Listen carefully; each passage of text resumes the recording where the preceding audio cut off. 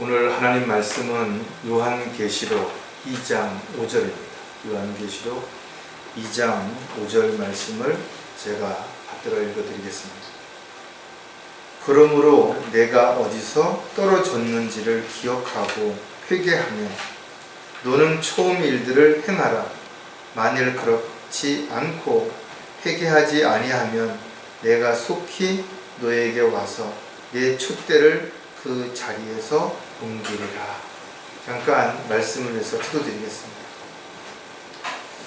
저희들 사랑하셔서 구원해 주시고 또 사랑하셔서 바른 진리의 말씀을 알게 해주시고 또 사랑하셔서 오늘도 주님 부활하신 첫날에 영과 진리로 경배 드릴 수 있는 특권을 주셔서 참으로 감사를 드립니다.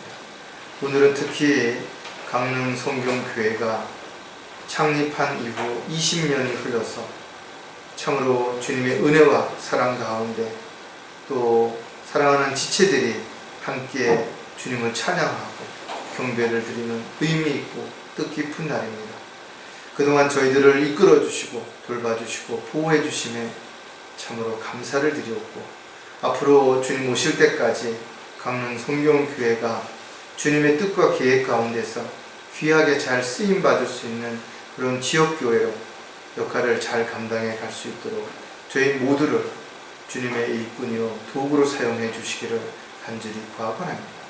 무엇보다도 정신을 차리고 깨어있는 가운데 이 마지막 때에 주님의 귀한 사역을 이루어 갈 수 있도록 저희들이 더욱더 힘을 주시고 위로해 주셔서 낙담하거나 좌절하지 않도록 또 배교의 물결에 휩쓸리거나 또 믿음의 대열에서 이탈하는 일이 없도록 끝까지 저희들 붙잡아 주시고 이끌어 주시옵소서.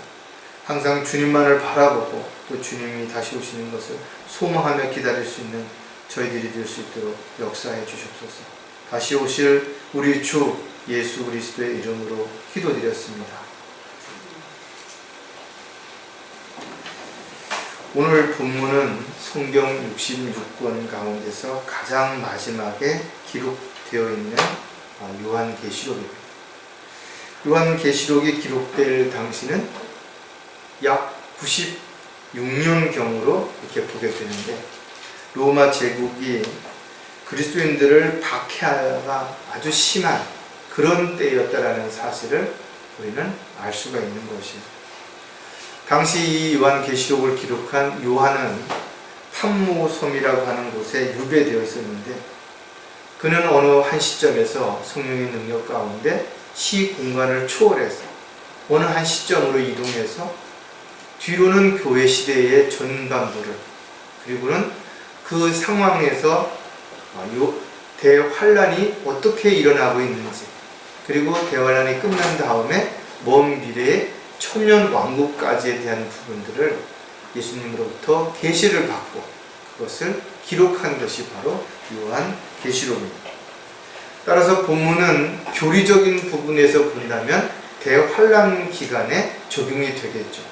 하지만 교훈적으로는 우리에게 많은 것들을 가르쳐 주기 때문에 특히 오늘 요한계시록에 기록되어 있는 7교회 중에서 에베소 교회를 통해서 다시 한번 우리가 교훈들을 얻고자 하는 것입니다. 에베소 교회는 로마 관할 안에 있었죠. 그래서 이 에베소는 항구 도시였었고 상업 중심 도시였었어요. 특히 7대 불가사의 중에 하나인 아르테미스 여신을 숭배하던 그런 지역에 지역교회가 세워졌다는 것은 어떤 것보다도 큰 의미를 부여하는 것입니다. 특히 에베소 교회가 초기 많은 박해와 핍박 속에서도 참으로 신실한 형제 자매들이 믿음 안에서 주님의 사역을 이루어가는 주도적인 역할을 했던 그런 교회라는 사실을 우리가 생각해 본다면 이 교회야말로 우리에게 많은 것들을 가르쳐 주고 또 우리를 하여금 많은 부분에서 자신을 돌아보게 만드는 계기가 될 것입니다.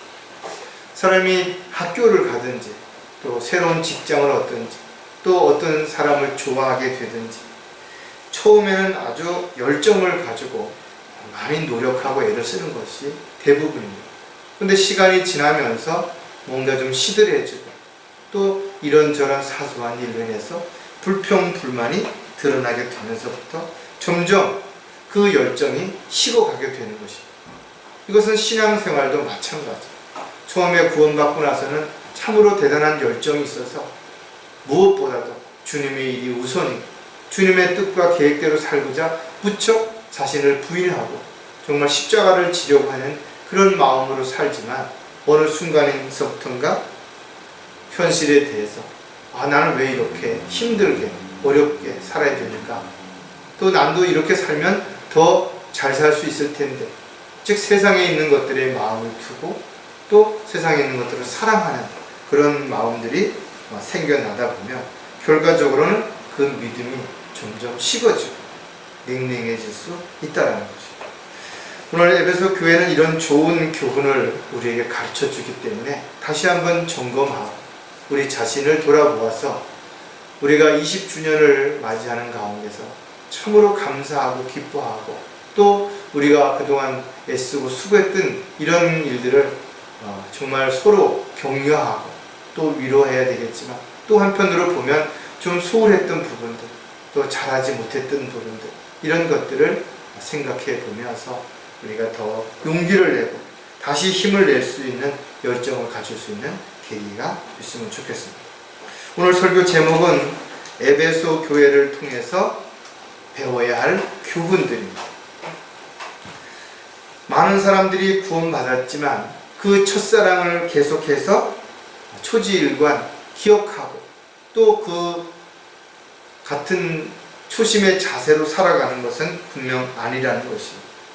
교회라고 하는 것은 말 그대로 어느 한 부분에서 불러냄을 받은 그런 무리들, 집합체를 의미하는 것입니다.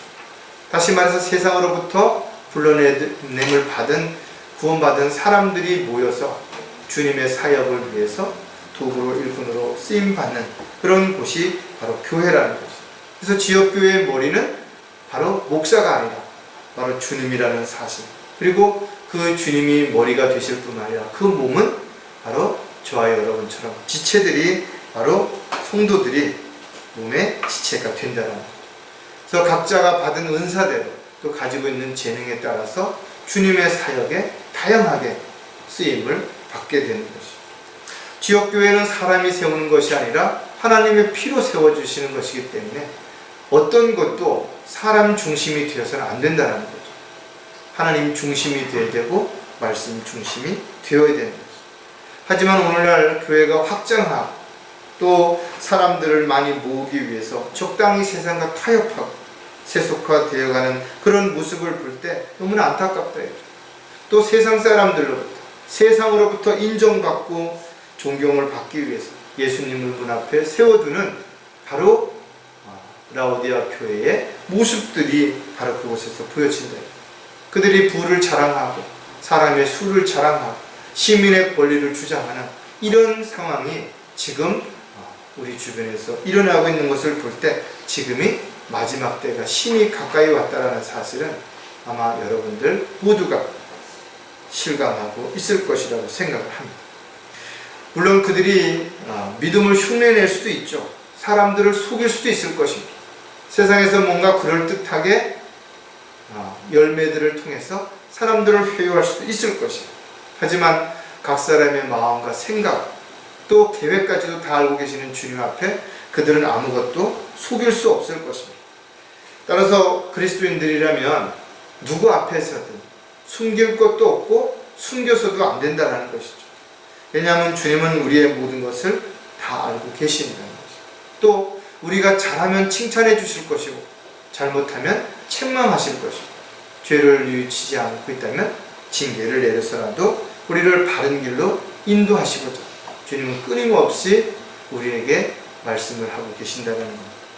오늘 에베소 교회가 칭찬을 받고 또 책망을 받은 그런 과정들을 하나씩 살펴보는 가운데 우리가 지역 교회로서 하나님이 표로 세운 교회로서 책망받을 일은 무엇이고 칭찬받을 일은 무엇인지를 우리가 점검해보고 다시 한번 우리가 힘을 낼 수 있는 그리고 마음에 결단할 수 있는 계기를 갖고자 합니다. 에베소 교회를 통해서 배워야 할 첫 번째 교훈이 무엇인가 하면 에베소 교회가 칭찬받을 만한 일을 했다라는 것이다. 참으로 중요한 부분들이에요. 우리는 보통 하나님은 자비로우시고 자상하시고 은혜로우시고 또 오래 참고 기다리시는 분이라고 말을 한다 이거죠. 또 어떤 사람들은 하나님은 공평하시다라고 말하는 사람들도 있어요. 하지만 하나님은 공평하신 분이 아니라 공의로우신 하나님이십니다. 왜냐하면 하나님의 원칙은 심은 대로 거두는 것이, 행한 대로 갚아주시는 것이 하나님의 원칙입니다. 따라서 자신이 아무것도 한 것이 없다면 받을 게 없다라는 거죠. 세상에는 우연도 있고 요행도 바랄 수 있겠죠. 그러나 하나님의 일에 있어서만큼은 어떠한 것도 내가 행한 것이 없다면 절대 기대해서도 안 될 뿐만 아니라 그 어떤 것도 이루어질 것도 없다라는 것이죠. 따라서 저와 여러분은 에베소 교회가 어떤 칭찬을 받았는지를 우리가 분명히 다시 한번 정확하게 기억한다면 우리 교회도 또 우리도 어떻게 하면 칭찬을 받을 수 있을지를 분명하게 알 수 있을 것이죠. 에베소 교회는 주님을 섬기기 위해 땀 흘려 일한 교회의 모델이라고 우리가 볼 수가 있을 것입니다. 특히 에베소 교회가 얼마나 애쓰고 노력했는지 주님께서는 다 알고 계신다라고 분명히 말씀하신 것을 볼 때 교회가 하는 모든 일들을 주님은 다 보고 계시고 다 알고 계시는 거죠. 또 그 모든 상황들이 다 기록이 된다라는 거예요.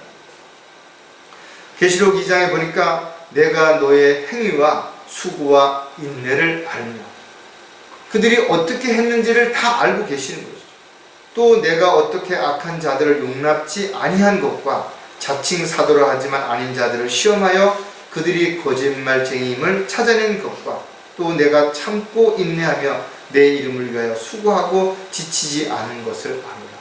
비록 짧은 그런 구절 안에 몇 가지로 함축해 놨지만 이 한 가지 한 가지를 생각해 본다면 에베소 교회가 과연 어떤 교회인지 우리는 짐작해서 충분히 알 수가 있을 것입니다. 세상 사람들 아무도 몰라준다 하더라도 심지어는 가족들, 지체들이 몰라준다 하더라도 주님은 다 알고 계신다는 사실을 우리가 알고 있다면 굳이 보이기 위해서 누군가가 알아주겠지 하는 그런 기대감을 가지고 실망하는 일은 없을 것입니다. 에베소 교회가 보여준 이러한 모습들이야말로 칭찬받기에 충분한 것이고 우리 교회 또한 이런 부분에서는 반드시 본받아야 될 부분인 것도 분명한 것입니다. 성도들의 희생적인 수고와 인내가 없이는 지역교회가 절대로 강성해질 수 없다. 여러분들이 함께 무릎을 꿇지 않는 한 교회가 강성해질 수 있는 것은 불가능하다는 것이죠. 특히 지역교회는 마귀의 공격 목표 1위가 되는 것이죠. 따라서 지역교회가 지속적으로 주님의 사역을 이루어가기 위해서는 우리 모두가 정신을 차리고 깨어 있어야 될 뿐만 아니라 자기가 있어야 할 자리, 자기가 해야 할 일이 무엇인지를 분명하게 알고 그 일에 각자 충실하게 역할의 감당을 해야 될 것입니다. 에베소 교회는 감당하기 어려운 일들이 일어났을 때 그때도 성경은 참고 인내하면서 믿음을 이겨냈다라고 기록하고 있다. 지금 교회에 또 세상적으로 많은 문제와 어려운 일들이 있죠. 너무나 힘들고 너무나 어렵다라고 말할 수도 있습니다. 그러나 우리도 참고 이겨내야 되는 것입니다. 그러기 위해서 우리는 주님 앞에 지혜를 구해야 되는 것이고 또 잘 적응하고 대처할 수 있는 그런 능력이 반드시 필요하다는 것입니다. 이처럼 칭찬을 받을 만한 일을 했다라는 것은 우리 역시도 주님 앞에 서는 날 상과 유업을 받기 원한다면 반드시 주님이 원하시고 기뻐하시는 일들을 해야 한다는 거죠. 그냥 세월만 지나가거나 그냥 잘 되겠지 하는 막연한 어떤 생각을 가지고 서 있다면 그것은 주님 앞에 서는 날 참으로 부끄러움과 수치를 당할 수도 있다는 것이죠. 자, 그렇다면 에베소 교회가 칭찬받는 이유를 몇 가지 더 우리가 구체적으로 생각해 보면 가장 먼저 자신의 역할에 충실했기 때문이라는 것. 내가 나에게 주어진 일에 충실하지 못하면서도 다른 사람이 하는 일에 대해서 이러쿵저러쿵 말할 수밖에 없는 것이 본 사람의 타락한 습성입니다. 자기가 잘하면 자기가 대단한 능력이 있고 열심히 있어서 그렇다라고 이야기하는 것이고 다른 사람이 잘하면 누가 도와줬겠지, 아니면 뭔가 운이 따랐겠지, 이렇게 이야기하는 거죠. 자신이 잘못하면 그럴 수도 있지 하고 관대하게 이야기하지만 다른 사람이 잘못하면 절대로 저런 거는 용서하면 안 된다고 그렇게 말하는 것이 바로 타락한 본성을 가지고 있는 사람들에게서 나타나는 특징이라는 거예요. 따로 다른 사람이 잘하고 못하는 것에 먼저 이야기하기 전에 나는 과연 주님께서 맡겨주신 일들을 잘하고 있는가? 지금 내가 있어야 할 자리에 있는가? 해야 할 일들을 하고 있는 건가를 먼저 생각하는 것이 훨씬 더 중요하다라는 거죠. 오직 주님만을 사랑하고 신뢰하고 따르는 그런 사람, 그런 지역교회는 절대로 사탄의 무리의 공격에 넘어지지 않을 수 있다는 것이죠. 또 세상 일에 쉽게 동요되거나 사람들을 두려워해서 주님의 곁을 떠나는 어리석은 일은 일어나지 않을 것이죠. 하지만 숫자를 자랑하고 부를 자랑하는 많은 대형 교회들, 그것은 하나님의 피로 세운 것이 아니라 사람의 노력으로 세운 것이라면 그들은 하나님이 원하시는 일, 기뻐하시는 일보다는 사람들이 기뻐하는 일, 사람들이 원하는 일들을 위해서 나름대로 애쓰고 수고하면서도 그것이 하나님의 일이라고 그렇게 말할 수 있을 것입니다. 사도행전 2장 42절에 보면 그들이 사도들이 가르친 교리와 교제, 빵을 떼는 것과 기도하는 데 전념하다. 즉 받은 그 사실에 대해서 바른 교리 안에서 주님이 기뻐하시는 일들을 위해서 그들은 전념했다라는 것입니다. 에베소 교회는 크고 사람들이 많으며 세상에서 인정을 받았기 때문에 하나님 앞에 칭찬을 받은 교회가 절대 아니라는 것입니다. 오히려 온갖 박해와 고난 속에서도 그들이 믿음을 저버리지 않았기 때문에 칭찬을 받았다라는 것입니다. 교회가 해야 할 일은 세상 일이 아니라는 것이죠. 육신적인 일들이 아니라 바로 영적인 일들이라는 사실을 우리는 절대로 잊어서는 안 될 것입니다. 따라서 강릉성경교회가 칭찬받는 교회가 되기 위해서는 어떠한 경우에도 세상과 타협해서는 안 된다는 거죠. 또 아무리 힘들고 어려운 상황이라 하더라도 믿음을 포기하고 적당히 안주하는 그런 상황이 지속돼서도 안 될 것입니다. 우리는 모두 미약하고 부족하지만 각자 있어야 할 자리에서 자신의 역할을 잘 해나간다면 바로 그것이 우리가 믿음을 지키는 것이고 지역교회가 강성해질 수 있는 길이기 때문에 그런 것입니다. 에베소 교회가 칭찬받는 또 다른 이유가 뭔가 하면 가짜 일꾼들을 분별했기 때문이라는 것입니다. 주님께서 에베소 교회를 칭찬하신 또 한 가지는 바로 거짓 교사들과 거짓 교리들을 찾아내었기 때문이라는 것입니다. 세상에서는 수많은 교회들이 하나님의 사역을 빙자해서 영적 무지한, 즉 거듭나지도 않은 사람들을 모아놓고 그들을 속이고 교회 놀이를 하면서 자신의 배를 불리는 그런 일들이 비일비재한 것입니다. 또 어떤 특정한 교단이라든지 교파에서 만든 교리를 합리화시키기 위해서 세상 사람들을 속이고 위장하는 그런 위선자가 된다는 것입니다. 그들에게 성경은 최종 본의가 아니라 뭔가를 잘 분별해서 결정하는 잣대가 아니라 자신들을 정당화시키기 위한 하나의 도구가 되는 것이고 성경에서 일부분을 짜집게 해서 자신들을 합리화시키는 그런 결과를 가져오기 때문에 그렇다는 것. 특히 거짓 교사들이야말로 가짜로 사람들을 속이고 사람들을 회유시켜서 다양한 기적이라든지 이적이라든지 또는 무슨 특별한 은사가 있다든지 귀신을 쫓아낸다든지 자신들만 특별하게 어떤 계시를 받았다든지 이래서 사람들을 현혹함으로 인해서 영적 무지한 사람들이 속아 넘어가게 되는 것입니다. 고린도후서 11장 13절에 보면 그러한 자들은 거짓 사도들이요 기만하는 일꾼들이요 자신들을 그리스도의 사도들로 가장한 자들이다. 그러니까 그들이 가장해서 속이고 있기 때문에 양의 가죽을 쓰고 다가오기 때문에 그 실체를 분별해낼 수가 없다라는 거죠. 영적인 분별력이 없이는 불가능하다는 거죠. 사탄도 자신을 빛의 천사로 가장하고 또한 사탄의 종들이 의의 종으로 가장하기 때문에 아무도 그것을 분별하기는 어렵다는 것입니다. 에베소 교회 성도들은 영적 분별 능력이 있었기 때문에 이런 가짜들을 구분해낼 수 있었던 것처럼 바로 강릉성경교회도 영적으로 깨어있다면 이런 자들을 쉽게 분별해낼 수 있고 이들에게 회유당하거나 이들의 어리석은 것들에 넘어가지 않을 수 있죠. 오히려 그들의 잘못된 부분들을 성경적으로 바로잡고 하나님의 뜻과 계획대로 귀한 지역교회로서 역할을 충분히 감당할 수 있을 것입니다. 또 한 가지 에베소 교회가 칭찬을 받은 이유는 멈추지 않고 지속했기 때문이라는 거죠.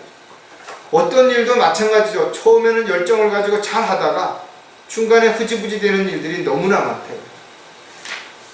진리의 지식을 알고도 세상으로 돌아간 사람들이 얼마나 많이 있는 것인가.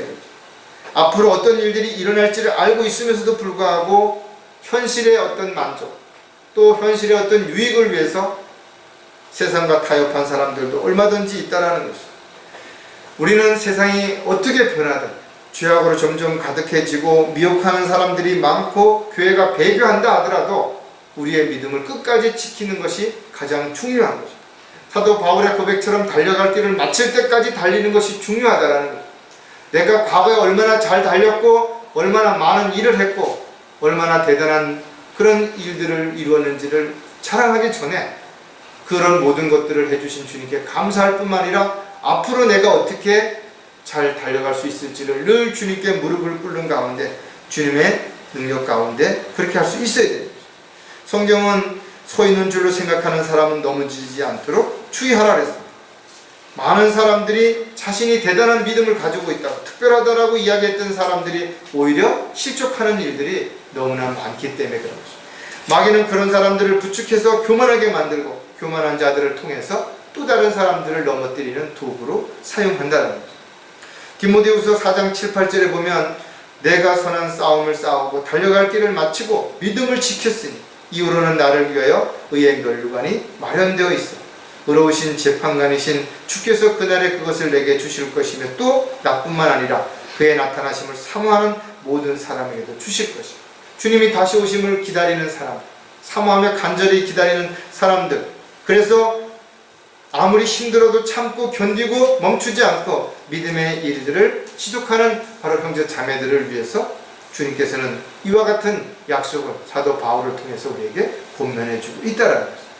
강릉성경교회가 칭찬받는 교회가 되기 위해서는 각자의 역할에 충실해야 될 뿐만 아니라 우리는 언제든지 마귀의 미혹과 세상의 유혹, 또 가짜 교회, 가짜 목사, 가짜 어떤 교사들에 의해서 얼마든지 사람들이 미혹될 수 있다는 사실을 기억하고 그들을 잘 분별해낼 뿐만 아니라 우리의 믿음을 지속하고 끝까지 지켜나가는 그런 저와 여러분이 될 때 칭찬받는 교회가 될 수 있을 것입니다.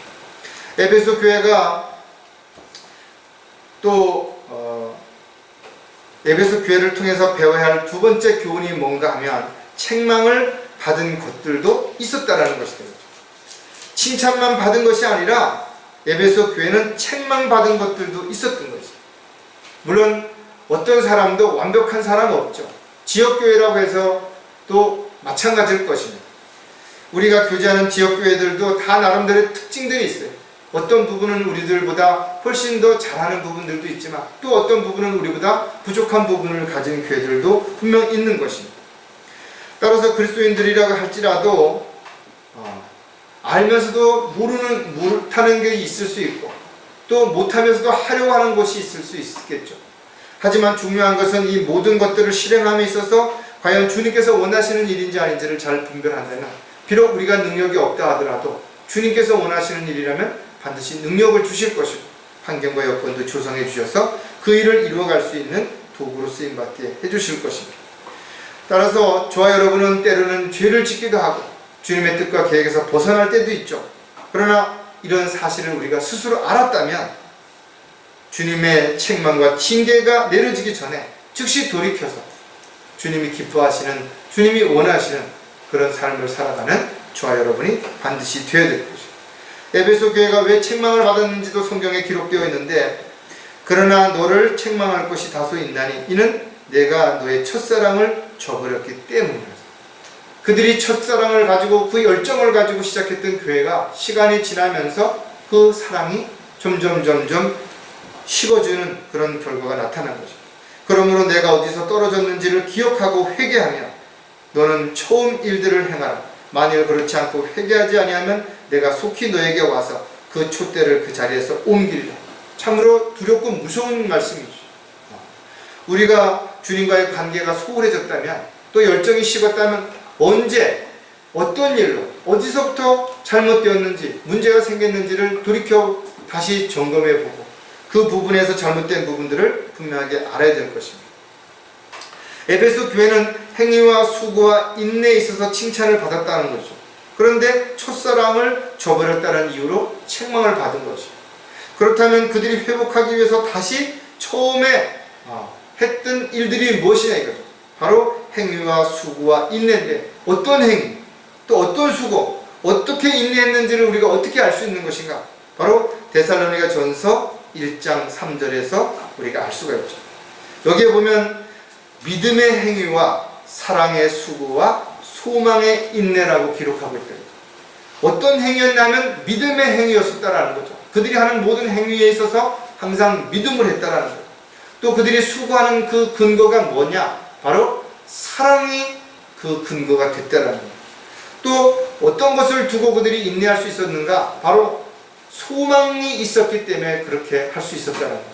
확실한 소망을 가지고 있는 그리스도인들은 어떤 경우에도 흔들리지 않을 수 있다는 거죠. 따라서 에베소 교회는 정말 정통성을 가지고 시작했던 교회였지만 그들이 시간이 지나면서 점점 의식적이고 형식적인 교회가 되어온 것입니다. 왜냐하면 그들이 첫사랑을 저버렸기 때문에 그런 상황이 도래됐다는 것이죠. 자, 그렇다면 에베소 교회가 책망을 받은 이유를 또 몇 가지 우리가 구체적으로 보면, 가장 먼저 첫사랑을 저버렸기 때문이라고 합니다.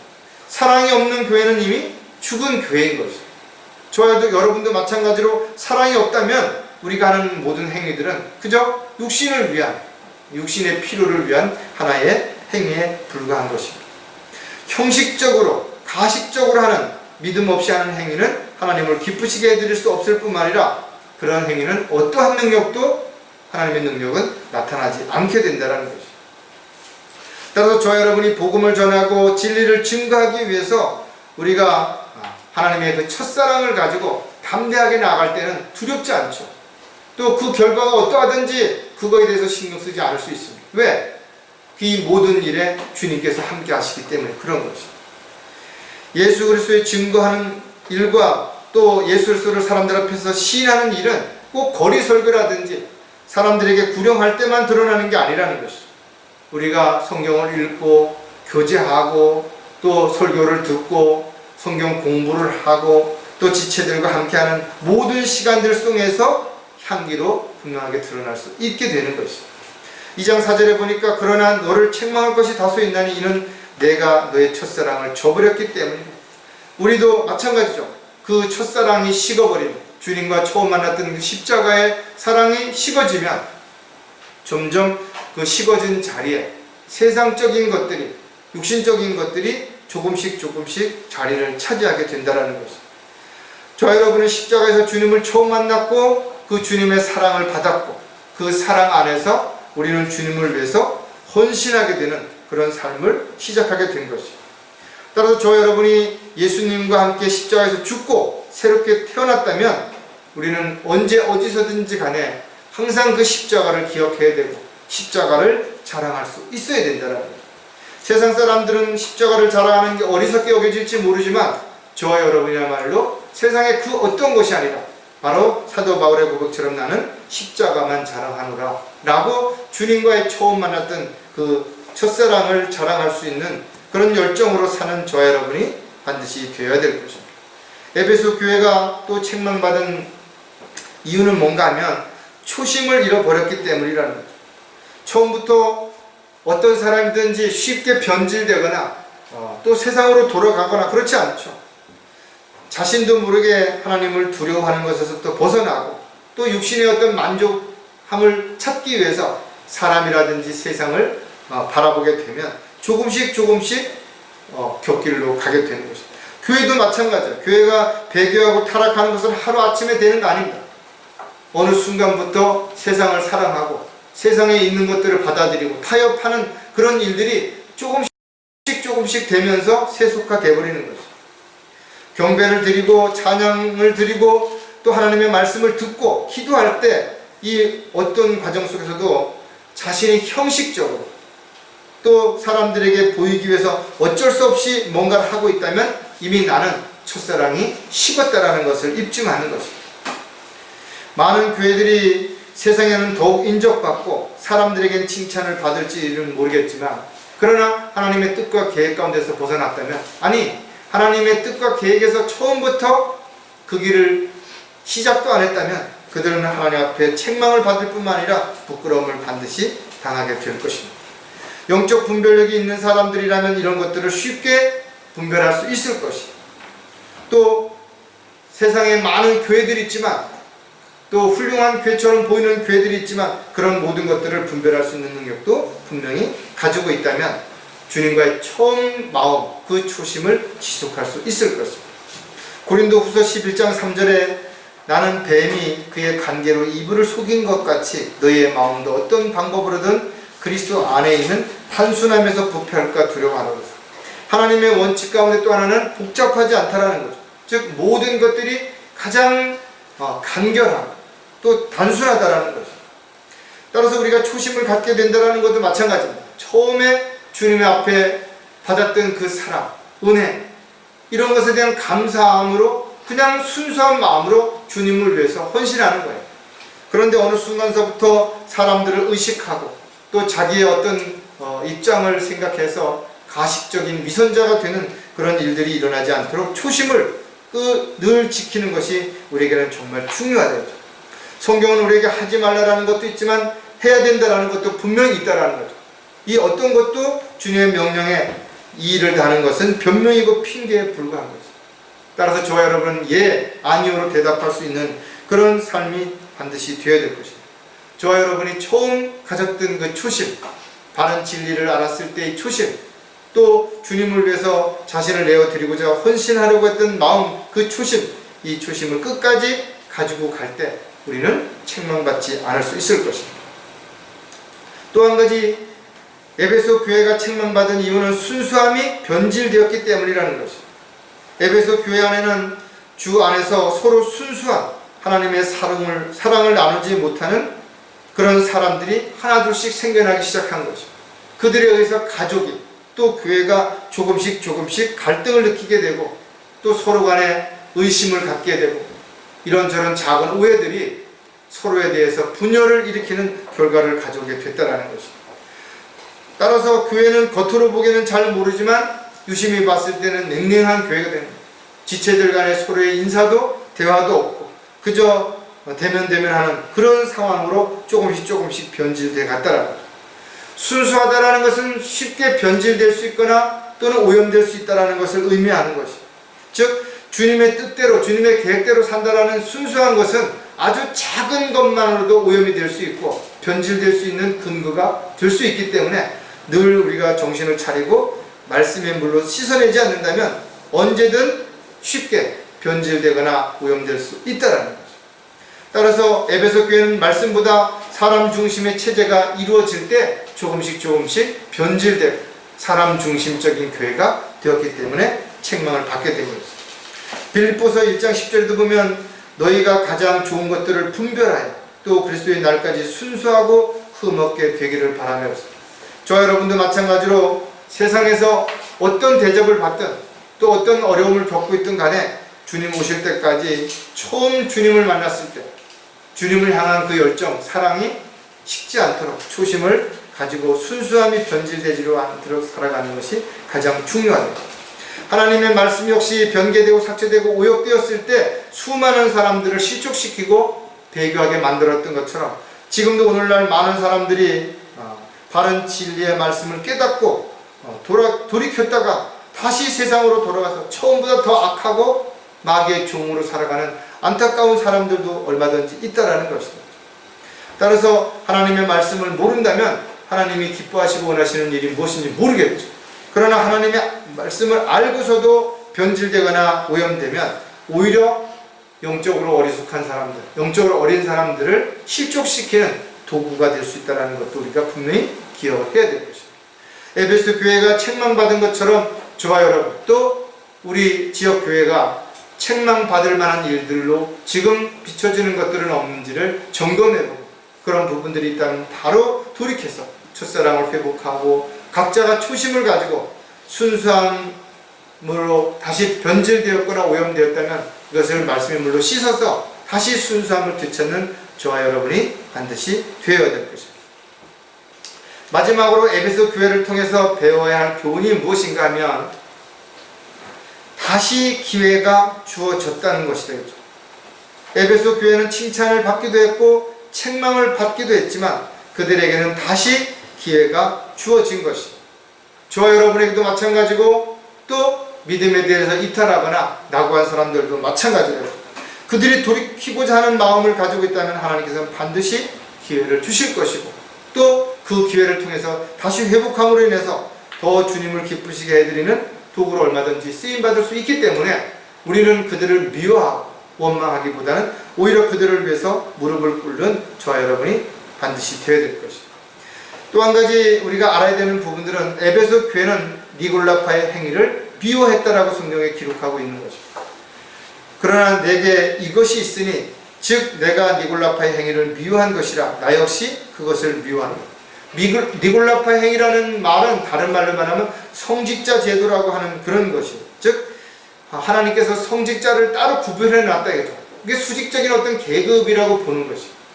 하지만 저와 여러분은 모두 하나님의 부르심을 받은 왕같은 제사장이고 이 세상을 사는 동안 종이요 일꾼이라는 사실을 기억해야 될 것입니다. 다만 은사에 따라서 각자 있어야 할 곳이 다른 것이고 해야 할 역할이 다르다라는 것이죠. 그러나 모두가 그런 은사를 주신 목적은 서로를 세워주고 주님의 일을 하기 위해서라는 사실을 우리가 기억한다면 내가 받은 직분이 무엇이든 내가 받은 은사가 무엇이든 자랑할 것이 아니라 오히려 그것을 섬기는 일에 더 열정을 가진다면 더 부담을 가지고 또 열정을 가지고 일을 하는 그런 저와 여러분이 반드시 되어야 될 것입니다. 오늘날 많은 사람들이 하나님께서 부르신 적도 없는데 일을 맡긴 적도 없는데 자기가 특별하게 하나님의 계시를 받았다든지 능력이 있다든지 또 뭔가 할 수 있는 어떤 일들이 있다든지 또 이룰 수 있다든지 이렇게 달콤한 말로 수많은 사람들을 속이고 그들을 통해서 자신들이 왕노릇하고 배를 불리는 그런 일들이 마지막 때에 비일비재하게 일어날 것을 성경은 우리에게 가르쳐줍니다. 그것을 잘 구분하고 그것을 분리할 수 있다면 이런 책망으로부터 다시 돌이켜서 얼마든지 주님의 도구로 일꾼으로 쓰임받는 또 그런 지역교회가 반드시 될 수 있을 것입니다. 따라서 그리스도인들은 혹시 죄를 짓고 주님을 떠나 방황했다 하더라도 자신이 잘못된 것을 자백하고 돌이킨다면 반드시 새로운 기회가 주어진다는 사실을 에베소 교회를 통해서 우리가 다시 한번 교훈을 얻을 수 있을 것입니다. 자, 기회가 다시 주어졌다면 어떻게 해야 될 것인가? 먼저 자신을 돌아보아야 하기 때문이라는 거죠. 우리가 어떤 상황에서도 자신을 돌아보는 일을 게으리해서는 안 된다는 거죠. 왜냐하면 자신이 지금 똑바로 가고 있는지 또 필요한 어떤 일들을 하고 있는지 잘 모를 수도 있는 것이 너무 심취하거나 너무 등한히하면 곁길로 갈 수도 있기 때문에 그렇다는 거죠. 따라서 성경은 자신의 믿음을 입증하라고 했고 그 믿음을 입증하기 위해서는 끊임없이 자신을 돌아보고 점검할 필요가 반드시 있다는 거죠. 어디서부터 어떤 문제로부터 잘못됐는지 그 원인을 정확하게 알아야 또 파악해야 우리가 돌이킬 수 있게 되는 것이죠. 때로는 모르고 잘못한 일이 있을 수도 있죠. 또 순간적인 착각으로 잘못할 수도 있을 것입니다. 때로는 육신의 욕심 때문에 잘못하거나 죄를 지을 수도 있었을 것입니다. 또 그런 것들이 지금 아니라는 그런 자신의 현실을 가져왔다면 또 열정이 식었다면 또 세상 일에 너무나 바빠서 또 마음을 빼앗겨서 하나님의 뜻과 계획을 알면서도 헛된 그런 삶을 살았다면 지금 다시 돌이킬 수 있는 그런 기회가 되기 위해서는 반드시 자신을 철저하게 돌아보고 점검하는 시간들이 반드시 필요합니다. 히브리서 12장 15절에 보면 열심히 돌아보아 하나님의 은혜에 미치지 못하는 자가 없도록 하고 또 쓴 뿌리가 나와서 너희를 괴롭게 하거나 혹 그것 때문에 많은 사람이 더럽혀지지 않도록 하면서 구원받은 그리스도인들이 죄를 짓지 않고 살 수 있는 사람 아무도 없을 것입니다. 왜냐하면 아담의 옛성품이 남아있기 때문에 그런 것입니다. 따라서 지역교회와 또 지체들 각 가정에서는 끊임없이 다양한 일들이 일어날 수 있고, 또 그런 일들이 일어날 때 온갖 염려와 또 근심 걱정들이 일어날 수 있다는 거죠. 그럴 때 사도 바울은 갈라디아 교인들에게 이렇게 권면합니다. 어떤 사람이 무슨 잘못을 범하였으면 영적인 너희는 온유한 영으로 그런 자를 바로잡고 내 자신을 돌아보아 너도 시험받지 않도록 하라. 그렇게 했죠. 또 사도 요한도 자신을 돌아보아 그동안 이루어 놓은 것들을 잃지 아니하고 온전한 상을 받도록 하라고 기록하고 있다는 거예요. 저 여러분이 지금까지 살아오면서 주님을 위해서 또 주님이 기뻐하시는 일들을 위해서 열심히 살았다면 주님 앞에 서는 날 상과 유업을 받겠죠. 그러나 자신의 행위가 그 유업을 잃게 만들 수도 있다는 사실도 기억한다면 우리가 어떤 경우에도 주님의 뜻과 계획에서 벗어나지 않고 또 죄를 졌다면 즉시 자백하고 돌이킬 수 있는 그런 저와 여러분이 되어야 될 것입니다. 기회가 다시 주어졌다면 아는 즉시 돌이켜야 하기 때문이라는 것입니다. 잘못된 것이 무엇인지 알았다면 망설일 필요가 없죠. 주저해서는 안 된다는 것입니다. 즉시 돌이켜야 된다는 것입니다. 왜냐하면 마귀는 온갖 이유와 핑계 그리고 변명을 앞세워서 자신을 합리화시킬 수 있는 그런 명분을 준다는 것입니다. 또 너는 괜찮아, 너는 충분히 할 수 있어, 너니까 분명히 될 수 있어, 교만하게 만들어서 그들로 하여금 오히려 많은 사람들을 실족시키는 그런 도구가 되게 만들 수 있다는 것. 지체들 한 사람 한 사람 개인적으로 잘못된 것들이 있다면 자백하고 즉시 돌이켜야 되는 거죠. 우리가 주의 만찬을 통해서 다시 한번 자신을 또 점검하는 이유 중에 하나도 바로 그런 부분이라는 것이죠. 따라서 자신이 어떤 일들에 대해서 그것이 하나님의 일인지 알면서도 무관심했거나 또는 많은 지체들이 관심을 갖고 있는데도 냉랭했다면 반드시 돌이켜야 되겠죠. 또 방종했거나 우유부단했거나 또 질시했거나 이런 부분들이 있다면 돌이켜야 된다 이거죠. 지체들을 미워하고 원망하고 불평하거나 탓한 적이 있다면 돌이켜야 된다 이거죠. 힘들고 어려운 것이 누구 때문이라고 탓하기 전에 우리는 먼저 자신이 내가 다른 사람들에게 위로와 힘이 될 수 있는 도구가 되어야 된다는 생각을 가지고 시작한다면 서로에 대한 관심이 서로를 세워주고 서로에게 용기와 힘을 줄 수 있는 계기가 반드시 될 수 있을 것입니다. 요한일서 1장 9절에 보면 우리가 모든 죄들을 자백하면 그는 신실하고 의로우셔서 우리의 죄들을 용서하시며 모든 불의에서 우리를 깨끗하게 하시느니라. 우리가 어떤 상황에 처했든 간에 우리가 죄를 졌다면 즉시 먼저 해야 하는 일은 주님 앞에 자백하고 돌이키는 것입니다. 그리고 주님이 주시는 지혜와 능력을 통해서 어려운 문제들을 해결하고 또 어려운 상황에서 탈출할 수 있는 기회를 만들어야 될 것입니다. 가장 중요한 것은 죄가 많고 적은 것이 중요한 것이 아니라 하나님은 아주 작은 죄도 절대로 묵과하지 않으신다는 것입니다. 따라서 우리가 죄를 졌다면 그 죄가 크든 작든 즉시 자백하는 것이 반드시 필요한 것입니다. 또 자백했다면 돌이켜서 동일한 죄를 짓지 않도록 정신을 차리고 깨어 있어야 될 것입니다.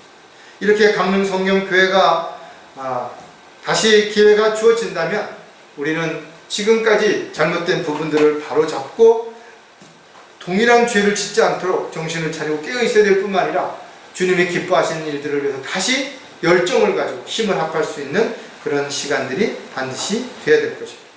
또 기회가 다시 주어졌다면 천천히 회복해야 하기 때문이라는 것입니다. 사람들은 대부분 어떤 잘못이나 어떤 문제가 생겼을 때 또 어떤 어려운 상황에서 회복될 때 한순간에 모든 것이 예전처럼 돌아가기를 원한다. 그래서 성급해지는 것이죠. 그러다 보니까 조급하게 마음을 먹게 되고 조급하게 행동하다 보니까 오히려 또 다른 실수, 또 다른 문제, 어려움이 겪게 되는 거죠. 사람이 건강도 사업도 신앙생활도 망가지는 것도 아주 조금씩 점점 망가지다가 어느 순간에 무너지는 것처럼 회복되는 것도 마찬가지다. 가장 먼저 주님과의 관계를 회복하고 또 자신이 하나님 앞에서의 교제가 회복이 되고 또 지체들과 또 하나님의 뜻과 계획 가운데서 아주 그런 것들이 잘 회복되어지면서 조금씩 주님을 위해서 주님이 원하시는 일들을 위해서 우리가 자신을 헌신할 때 주님의 귀한 사역을 이루어갈 수 있다는 것을 기억한다면 절대로 서둘러서는 안 된다 이거죠. 또 옆에서 어떤 그런 지체들이 있다면 서두르지 말고 기다려주고 오히려 그런 어려움을 잘 극복해낼 수 있도록 응원해주고 격려해주고 위로해주는 것이 반드시 필요합니다. 따라서 저와 여러분이 어디에 있든지 무엇을 하든지 간에 항상 주님의 뜻과 계획 가운데서 살 수 있다면 힘을 낼 수 있고 용기를 낼 수 있는 그런 저와 여러분이 반드시 되어야 될 것입니다. 디모데후서 4장 7, 8절에도 마찬가지로 우리가 어떻게 살아야 될지 또 어떤 자세로 살아야 될지를 잘 기억하고 있다는 거죠. 빌립보서 1장 6절에도 보면 우리가 이것을 확신하노니 너희 안에서 선한 일을 시작하신 그분께서 예수 그리스도의 날까지 그 일을 완성하시리라. 저와 여러분을 주님께서는 끝까지 지키시고 돌봐주시고 보호해 주실 뿐만 아니라 인도해 주시겠다고 약속하셨다 이거죠. 우리가 주님을 떠나지 않는 한 주님은 우리를 반드시 지키실 것이고 마지막 그 순간까지 우리는 주님의 도구로 일꾼으로 쓰임받다가 주님 앞에 서는 날 칭찬받는 저와 여러분이 될 수 있다는 거죠. 따라서 우리는 지금까지 했던 많은 일들 가운데 칭찬을 받은 일들도 있고 또 책망받을 만한 일을 한 적도 분명히 있을 것이다 이거죠. 그러나 아직 우리에게는 기회가 있다라는 거죠. 주님 오실 때까지 우리는 그와 같은 것들을 다시 돌이켜서 주님 기뻐하시고 원하시는 삶을 살아가는 저와 여러분이 되시기를 주의 이름으로 부탁을 드리겠습니다. 기도하겠습니다. 하나님 아버지, 그동안 저희들을 지켜주시고 돌봐주신 은혜로 인해서 참으로 감사를 드립니다. 그러나 앞으로 저희들은 가야 할 길이 얼마나 남았는지 알지 못합니다. 그 달려갈 길을 마치는 순간까지 한 사람도 실축하거나 믿음의 대회를 이탈하지 않도록 붙잡아 주시고 또 지금 여러 가지 사정으로 함께하지 못하는 지치들도 주님 붙잡아 주셔서 다시 돌이키고 주님 앞에 자백함으로 인해서 새롭게 시작할 수 있는 힘과 위로와 용기도 허락해 주시옵소서.